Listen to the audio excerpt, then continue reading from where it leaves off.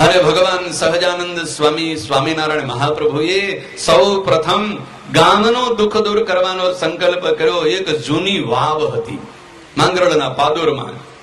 કેટલી જૂની વાવ, પણ પાણી નહોતું, સુકાઈ ગયેલું, તળિયું દેખાતું હતું.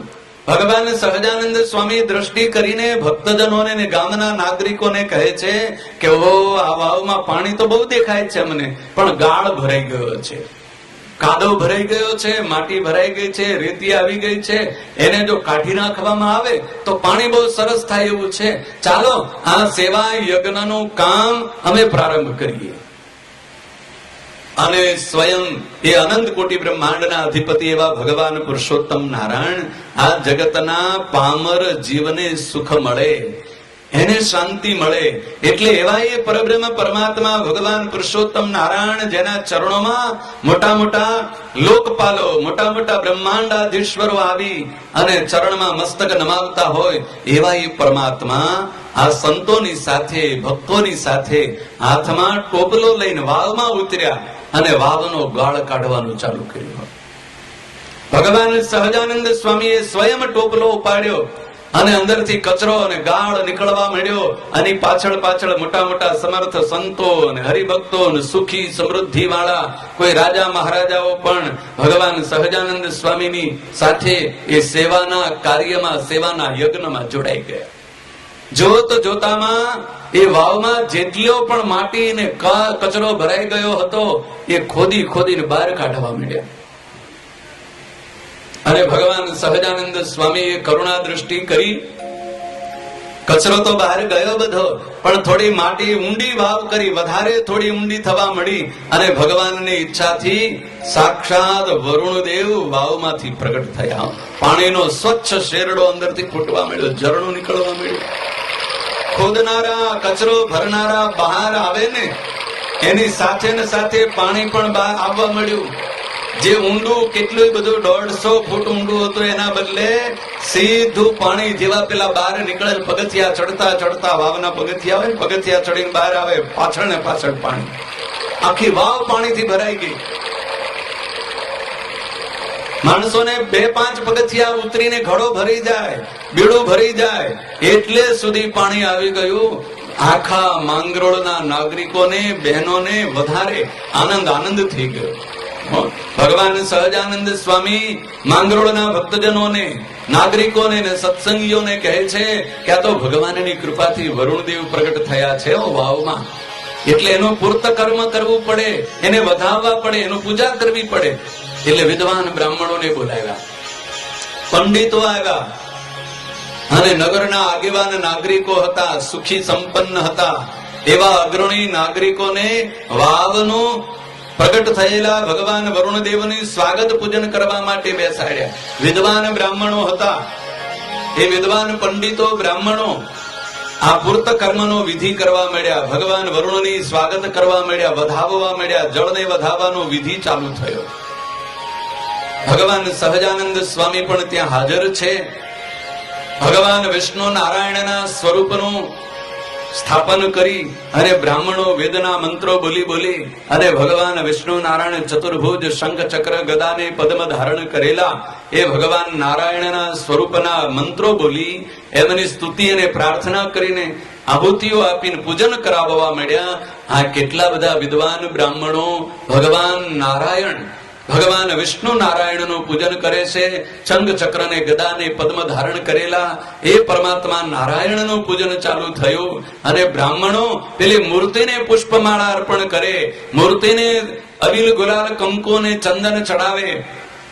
અને ચતુર્ભુજ એવા ભગવાન સહજાનંદ સ્વામીએ પ્રથમ માંગરોળમાં ચતુર્ભુજ રૂપે હજારો ને લાખો માણસોને દર્શન આપ્યા. બ્રાહ્મણો આહુતિઓ આપે છે ને પૂજન કરે છે મૂર્તિને, પણ એ મૂર્તિને જે પૂજન કરે છે ને અર્ચન કરે છે, પુષ્પ ચડાવે છે, એ ભગવાન સહજાનંદ સ્વામીના ચરણોમાં જઈને પડે છે. બ્રાહ્મણો ચતુર્ભુજ પરમાત્માનું ધ્યાન કરે, શંખ ચક્ર ગદા ને પદ્મ ધારણ કરેલા ભગવાન નારાયણનું સ્મરણ કરે અને ભગવાન સહજાનંદ સ્વામીના હાથમાં શંખ ચક્ર ગદા ને પદ્મ ધારણ કરેલા ચતુર્ભુજના દર્શન થવા મળ્યા. શંખ ચક્ર ગદા પદ્મ ધારણ કરેલા ચતુર્ભુજ સ્વરૂપે ભગવાન સહજાનંદ સ્વામી આ વિદ્વાન બ્રાહ્મણોને દર્શન થયા. બ્રાહ્મણો ઉઠીને ભગવાન સહજાનંદ સ્વામીના ચરણોમાં વંદન કરીને કહે કે હે સહજાનંદ સ્વામી, તમે જ સાક્ષાત પરમાત્મા નારાયણ છો. તમારી જ કૃપાથી આ વાવમાં વરુણદેવ પ્રગટ થયા છે. અને બ્રાહ્મણોએ જાહેરાત કરી દીધી, ગામ આખામાં પ્રસિદ્ધ કર્યું કે આ સહજાનંદ સ્વામી એ સાક્ષાત પરમાત્મા છે. સાક્ષાત વૈકુંઠપતિ નારાયણ, લક્ષ્મીપતિ નારાયણ આ સહજાનંદ સ્વામી છે. અમને તેના પ્રત્યક્ષ અને પ્રગટ ચતુર્ભુજ સ્વરૂપે દર્શન થયા છે. જેના હાથમાં શંખ ચક્ર અને ગદા પદ્મ ધારણ કરેલા એવા નારાયણ એ આ સાક્ષાત સહજાનંદ સ્વામી છે. વિદ્વાન બ્રાહ્મણોની વાતોને સાંભળી અને માંગરોળના નાગરિકો ભગવાન સહજાનંદ સ્વામીની પાસે આવવા મળ્યા, ટોળે ટોળા. ભગવાન સહજાનંદ સ્વામીની કેટલાક નાગરિકો અને કેટલાક મતપંથ વાળા હતા, કેટલાક સત્સંગીઓ હતા, કેટલાક સાત્વિક હતા. આ બધા પ્રાર્થના કરે કે હો પ્રભુ, જેવા બ્રાહ્મણોને તમે દર્શન આપ્યા, જેવા બ્રાહ્મણોને ચતુર્ભુજ સ્વરૂપના દર્શન થયા, અને એ બ્રાહ્મણો એ પંડિતો તમને ભગવાન ભગવાન કહે છે, પણ એ ભગવાનનો અમને નિશ્ચય કેમ થાય? અમને દર્શન કરાવો. તમારા સ્વરૂપના અમને દર્શન થાય તો અમારા હૃદયમાં દ્રઢ નિશ્ચય થાય. અને ભગવાન સહજાનંદ સ્વામી સ્વામિનારાયણ મહાપ્રભુએ જગતના જીવ માત્રનું કલ્યાણ થાય, જીવ માત્રને એકાંતિકી ભક્તિની પ્રાપ્તિ થાય અને આત્યંતિક મોક્ષની પ્રાપ્તિ થાય. એવા જ શુભ સંકલ્પથી સભામાં દ્રષ્ટિ કરી અને એ સભામાં ભગવાન સહજાનંદ સ્વામીની કરુણા દ્રષ્ટિ પડતાની સાથે સભામાં જેટલા માણસો બેઠા હતા બધાને સમાધિ થઈ. અને એ સમાધિમાં જેની જેવી કલ્પના હતી, જેના જેવા વિચારો હતા, જેની જેવી માન્યતાઓ હતી, સાંભળી રાખ્યું હતું, જાણતા હતા, માનતા હતા, એવા એવા ભગવાનના ધામના દર્શન થયા. કોઈને ગોલોક ધામના દર્શન થયા, કોઈને વૈકુંઠ ધામના દર્શન થયા, કોઈને ચતુર્ભુજ ભગવાન શંખ ચક્ર ગદા પદ્મ ધારણ કરેલા પરમાત્માના દર્શન થયા, તો કોઈને વંશી વિભૂષિત કરારવિંદ વાળા મોર મુગટ ધારણ કરેલા એવા ભગવાન શ્રી કૃષ્ણના દર્શન થયા, તો કોઈ પ્રભુ રામના ભક્ત હતા, એને આજાન બાહુ ધનુષ ધાણી જટા ધારણ કરેલા એવા મર્યાદા પુરુષોત્તમ પ્રભુ રામના દર્શન થયા. તો કોઈ ગણપતિના ઉપાસક હતા, એને ગણપતિના દર્શન થયા. કોઈ શિવજીના ભક્ત હતા, એને વિશાળ જટાજૂટ ધારણ કરેલા ભગવાન ભોળાનાથના દર્શન થયા, કૈલાસના દર્શન થયા. જેના જેવી કલ્પના હતી, જેની જેવી માન્યતા, એવા સ્વરૂપોના સમાધિમાં દર્શન થયા. અને સમાધિમાં તે ધામના અધિપતિઓ ભગવાન સહજાનંદ સ્વામી સ્વામિનારાયણ મહાપ્રભુ અને આ અમારા ધામના અધિષ્ઠાતા અને ધામના અધિપતિ દેવ એ બે એક જ દેખાવા મળ્યા. ઘડીકમાં એ જ ધામમાં ભગવાન સહજાનંદ સ્વામી દેખાય અને ઘડીકમાં પોતાના ઈષ્ટદેવ એવા પરમાત્માનું સ્વરૂપ દેખાય. એટલે દર્શન કરનારાઓએ નિર્ણય કરી દીધો કે આ સહજાનંદ સ્વામી છે એ જ પરમાત્મા છે. પરમાત્માના અસંખ્ય રૂપો હશે, અસંખ્ય આકૃતિઓ હશે, અસંખ્ય એવા લોકો હશે, અસંખ્ય એવા ધામો હશે, પણ એ બધા જ ધામોના, બધા જ લોકોના અધિપતિ આ સહજાનંદ સ્વામી એ સ્વામિનારાયણ પરમાત્મા છે. જેટલા જેટલા હિન્દુ ધર્મના મતપંથ વાળા હતા, કોઈ શૈવ પંથને માનનારા હતા, કોઈ શક્તિ પંથને માનનારા હતા, કોઈ વૈષ્ણવો હતા, કોઈ ગણપતિને માનનારા હતા, કોઈ હનુમાનજીને માનનારા, કોઈ પ્રભુ રામને માનનારા, કોઈ ભગવાન શ્રી કૃષ્ણને માનનારા, એ સૌને સમાધિમાં દર્શન થયા. અને સમાધિનો એવું પ્રકરણ ભગવાન સહજાનંદ સ્વામીએ ચલાવ્યું, સાધારણ માણસોને પણ સમાધિ થવા મળી.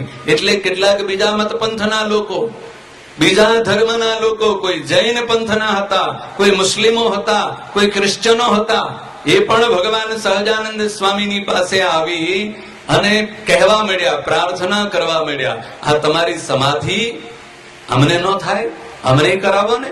અને ભગવાન સહજાનંદ સ્વામી સ્વામિનારાયણ મહાપ્રભુએ કરુણા કરીને એમના સામે દ્રષ્ટિ કરીને તો એને સમાધિ થવા મળી. કોઈ જૈન પંથીઓ હતા, એ જૈનોને તીર્થંકરોના 24 તીર્થંકરોના દર્શન થયા. અને એ 24 તીર્થંકરો, ઋષભદેવાદિક તીર્થંકરો, પાર્શ્વનાથાદિક તીર્થંકરો, એ તીર્થંકરોના દિવ્ય દર્શન થવા મળ્યા. અને એ તીર્થંકરો જ્યાં બેઠા છે ને, ઘડીકમાં એ જ જગ્યાએ ભગવાન સહજાનંદ સ્વામીના દર્શન થાય. અને ઘડીકમાં આંખનો મટકો મારે ત્યાં તીર્થંકરોના દર્શન થાય. આ તીર્થંકરો અને આ સહજાનંદ સ્વામી બે એક જ છે, જુદા નથી, એવો નિર્ણય જેને જેને સમાધિ થઈ ને એને થવા મળ્યો. હા, પેલું 3 ડાયમેન્શન વાળું હોય છે ને ફોટા, ઘણી જગ્યાએ નથી લોકો રાખતા, બહુ આવે છે. હા, સમાધિમાં આવું થવા મળ્યું. હા, તો 200 વર્ષ પહેલા વૈજ્ઞાનિકો હવે તૈયાર કર્યું એવું. ઘડીકમાં તીર્થંકરો દેખાય ને ઘડીકમાં સહજાનંદ સ્વામી દેખાય, ઘડીકમાં ચતુર્ભુજ ભગવાન નારાયણનું સ્વરૂપ દેખાય, અને ઘડીકમાં હાથમાં પુષ્પ ધારણ કરેલા ભગવાન સહજાનંદ સ્વામીનું સ્વરૂપ દેખાય. આ સમાધિના દિવ્ય દર્શનો કરવાથી સમાધિમાં ગયેલા જે મતપંથ વાળા હતા એ સૌના હૃદયમાં નિશ્ચય થઈ ગયો કે આ સહજાનંદ સ્વામી સ્વામિનારાયણ એ સાક્ષાત પરમાત્મા છે. પેલા મુસ્લિમો આવ્યા હતા, રાજા બદરુદ્દીન શેખ, એને સમાચાર મળ્યા કે આ સ્વામિનારાયણ આ બધી સમાધિ કરાવે છે. આ છે શું? એનો સાળો હતો કાજી અને રાજાનો મંત્રી, એને મોકલ્યો, જા તપાસ તો કરીએ. એટલે રાજાનો સાળો કાજી આવ્યો, ભગવાન સહજાનંદ સ્વામીને કહે છે કે આ બધાને દર્શન કરાવો છો તો અમને, ભગવાન સહજાનંદ સ્વામી મહાપ્રભુએ અમને એના ઉપર કરુણા દ્રષ્ટિ કરીને કાજીને ત્યાં ને ત્યાં સમાધિ થઈ. અને સમાધિમાં એના પૈગંબરોના દર્શન થયા, મોહમ્મદ આદિક પૈગંબરો. અને એ મોહમ્મદ આદિક પૈગંબરો એને જોઈને કાજી એવો રાજી થઈ ગયો, મસ્તક નમાવીને જ્યાં નમાજ પડવાની તૈયારી કરી ત્યાં ભગવાન સહજાનંદ સ્વામી એના રૂપમાં દેખાવા મળ્યા. જ્યાં આંખનો મટકો મારીને આમ જોવે ત્યાં પાછા એના પૈગંબરો દેખાય છે. અને એ જ પૈગંબરો ભગવાન સહજાનંદ સ્વામી એ જ પૈગંબરો. નિશ્ચય થઈ ગયો, આ સહજાનંદ સ્વામી એ જ આપણા પૈગંબર છે, એ જ અલ્લાહ તાલા છે, બીજા કોઈ નથી. પરમાત્માનો આ એકમેવ અદ્વિતીયમ જે વેદો કહે છે, પરમાત્મા તો એક જ છે. એના નામ અને રૂપ અસંખ્ય ને કરોડો છે. જેના હૃદયમાં જે કલ્પના આવે નામ કહી શકે, જેના હૃદયમાં જેવી કલ્પના આવે એવા પરમાત્માના રૂપનું ચિત્રણ કરી શકે. અબજો ને કરોડો પરમાત્માના રૂપ હોઈ શકે, અબજો ને કરોડો પરમાત્માના નામ હોઈ શકે, પણ પરમાત્મા તો છે એક જ. એ જ પરમાત્મા આ આનંદ કોટી બ્રહ્માંડોની ઉત્પત્તિ સ્થિતિને પ્રલય કરવા સમર્થ એ આ સહજાનંદ સ્વામી છે. આ સ્વામિનારાયણ મહાપ્રભુ એ જ સાક્ષાત પરબ્રહ્મ પરમાત્મા ભગવાન પુરુષોત્તમ નારાયણ છે. આવો નિશ્ચય જેને જેને સમાધિ થાય છે એને થવા મળે. કેટલાક અંગ્રેજો ધર્મનો પ્રચાર કરતા આવ્યા હતા, કેટલાક પાદરીઓ ક્રિશ્નાલિટીનો પ્રચાર કરતા હતા, એવા પાદરીઓના કેટલાક ક્રિશ્ચન ધર્મને માનનારા હતા, એ આવ્યા. ભગવાન સહજાનંદ સ્વામીએ તેના સામે દૃષ્ટિ કરી અને સમાધિ થઈ. સમાધિમાં ઈસુ ખ્રિસ્ત આદિક પોતાના જે ભગવાન ગોડના, the God of supreme of God, એના એકના એક પુત્ર એવા ક્રિશ્ચન, એવા એના દર્શન થવા મળ્યા. અને જેને supreme power of the God, the lord કહે છે, એવા એ ભગવાન આ સહજાનંદ સ્વામી છે. અને આ સહજાનંદ સ્વામી એ જ સાક્ષાત ઈસુ ખ્રિસ્ત છે, અને ઈસુ ખ્રિસ્ત એ જ આ સહજાનંદ સ્વામી છે. એમાં કોઈ ભેદ નથી. એમ સમાધિમાં પૂરું જ્ઞાન થયું. જેને જેને સમાધિ થાય છે એ સમાધિમાં દિવ્ય એવા લોકના દર્શન કરે, દિવ્ય ધામોના દર્શન કરે, ભગવાનના ગોલોક ધામના દર્શન થાય, વૈકુંઠ ધામના દર્શન થાય, શ્વેતદીપ ધામના દર્શન થાય, બદ્રિકાશ્રમ ધામના દર્શન થાય, અને અક્ષરધામના દર્શન થાય, બ્રહ્મ ધામના દર્શન થાય, ચિદાકાશ ધામના દર્શન થાય. અને તે ધામમાં જે પરમાત્માના સ્વરૂપની દિવ્ય શોભા અને પરમાત્માનું જે અલૌકિક સ્વરૂપ એ અલૌકિક એવા પરમાત્માના સ્વરૂપના દર્શન કરે. અસંખ્ય એવા ભક્તો તે ધામોમાં ભગવાનના દિવ્ય સ્વરૂપની જે આરાધના કરતા હોય, પ્રાર્થના કરતા હોય, વંદન કરતા હોય, અને એ પરમાત્માનું જે સ્વરૂપ, એની જે મૂર્તિ, એનો જે આકાર, એ જ મૂર્તિ આ સહજાનંદ સ્વામીના સ્વરૂપમાં સમાધિમાં ગયેલો આવીને જોવે. સમાધિમાંથી જાગી અને બીજા લોકો પૂછે કે અરે સમાધિમાં શું જોયું તે? તો કેટલાક તો ગામડાના અભણ લોકો, કોઈ દિવસ જેને નથી શાસ્ત્ર વાંચ્યું, નથી કોઈ દિવસ ભગવાનની વાત સાંભળી, એવા સાધારણ ખેડૂત લોકો, કોઈક લેબર, કોઈક મજૂર માણસો, અને એને સમાધિ થાય અને સમાધિમાંથી બહાર આવે અને પછી જગતના લોકો પૂછે કે સમાધિમાં તે શું જોયું? તો કોઈ મોટો જ્ઞાની, કોઈ મોટો વિદ્વાન, કોઈ મોટો પ્રોફેસર ને મોટો પંડિત જેમ પરમાત્માના ધામનું વર્ણન કરે કે મેં આવું જોયું, એ પેલો સાધારણ માણસ વાત કરવા મળે. પરમાત્માના ધામમાં તો આવી સુંદર શોભા હતી, આવા પરમાત્માના દિવ્ય સ્વરૂપના દર્શન થયા, અને એ પરમાત્માના પ્રાર્થના કરનારા, પરમાત્માની સ્તુતિ કરનારા, અને એ પરમાત્માની સેવા કરનારા કેવા પરમાત્માના ધામમાં ભક્તો છે, કેવા મુક્તો છે, કેવા દેવો છે. અને એ દેવોની શોભા, એનો આકાર, એના વસ્ત્રો, એના આભૂષણો, એનું વર્ણન કરે. નથી કોઈ દિવસ સાંભળ્યું, નથી કોઈ દિવસ જોયું, એવા લોકોને સમાધિ થાય અને એ સમાધિમાં જે જોયું છે, જેના દર્શન થયા છે, એનું વર્ણન કરે છે. એટલે જગત આખાના જે મનુષ્યો સાંભળે છે એને આશ્ચર્યનો કોઈ પાર રહેતો નથી. આ સમાધિ પ્રકરણ ચલાવ્યું છે આખા નગરમાં. ભગવાન સહજાનંદ સ્વામીનો જય જયકાર થવા મળ્યો છે, અને દેશાંતરોમાં ગામે ગામ, નગરે નગર આ સમાધિની ચર્ચા થવા મળી. સહજાનંદ સ્વામી સ્વામિનારાયણ સમાધિ કરાવે. જે સમાધિ કરવા માટે મોટા મોટા યોગીઓ ને તપસ્વીઓ આખી જિંદગી વિતાવી દે, યમ, નિયમ, આસન, પ્રાણાયામ, પ્રત્યાહાર, ધારણા, ધ્યાન અને 8મી સમાધિ, 8 અંગ સિદ્ધ કરે હઠયોગીઓ. આખી જિંદગી વીતી જાય તો સમાધિ નો થાય. એ સહજાનંદ સ્વામી સ્વામિનારાયણ મહાપ્રભુ આમ દ્રષ્ટિ કરે ને સમાધિ થાય. હા, સહજાનંદ સ્વામીનો પ્રતાપ. દ્રષ્ટિ કરે ત્યાંથી આગળ ચાલ્યું. કોઈ સ્વામિનારાયણ સ્વામિનારાયણ બોલે ને સમાધિ થાય. સંતો તો વર્ણન કરે કે સહજાનંદ સ્વામી ચાખડી પહેરીને ચાલ્યા જતા હોય અને ચાખડીનો ચટાક ચટાક અવાજ સાંભળીને સમાધિ થાય, અને સમાધિમાં પરમાત્માના દિવ્ય ધામોના દર્શન થાય. કોઈને ગોલોક ધામના દર્શન થાય, શ્વેતદ્વીપ ધામના દર્શન થાય, વૈકુંઠ ધામના દર્શન થાય, અને એ ધામમાં રહેલા પરમાત્માના દિવ્ય સ્વરૂપના દર્શન કરી અને સમાધિમાં ગયેલા જીવાત્માને જે બ્રહ્માનંદના આનંદનો અનુભવ થયો છે, એ અનુભવ એ શબ્દોથી વ્યક્ત ન થઈ શકે એવો દિવ્ય જે આનંદ, એ આનંદને ભગવાન સહજાનંદ સ્વામી માંગરોળના નાગરિકોને આપે છે. એવો